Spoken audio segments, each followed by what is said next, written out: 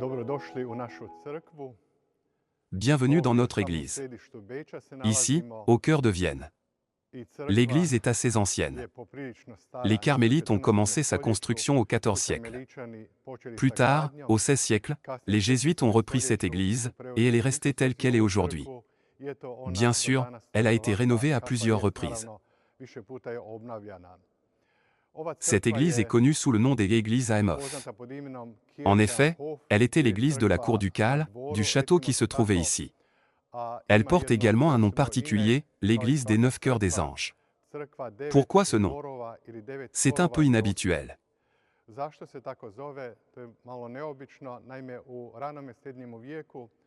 Au début du Moyen Âge, des théologiens ont étudié les Saintes Écritures et ont tenté de découvrir combien de groupes ou de hiérarchies distincts existaient au ciel.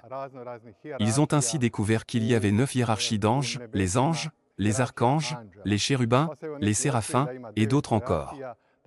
C'est pour cette raison que cette église porte ce nom unique, l'église des 9 cœurs des anges.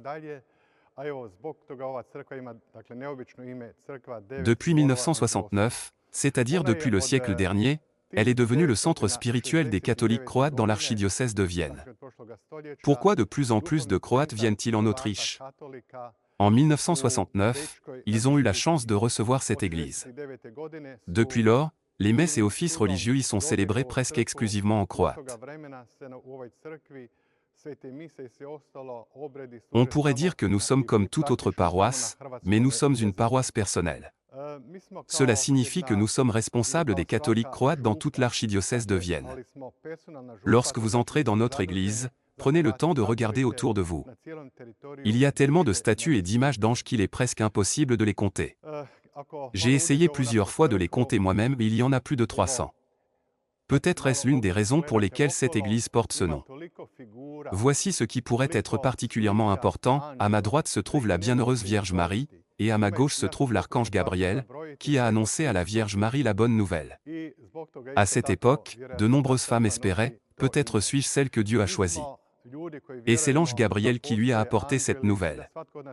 Dieu l'a choisi pour amener Jésus-Christ, notre Sauveur, dans ce monde. Nous croyons à l'existence des anges et que chacun de nous a un ange gardien. Lorsque vous entrez dans cette église, rappelez-vous, mon Dieu, je crois que j'ai un ange gardien. Mais chacun de nous peut aussi être comme un ange gardien pour ses proches, ou, comme nous disons en Croatie, un ange protecteur.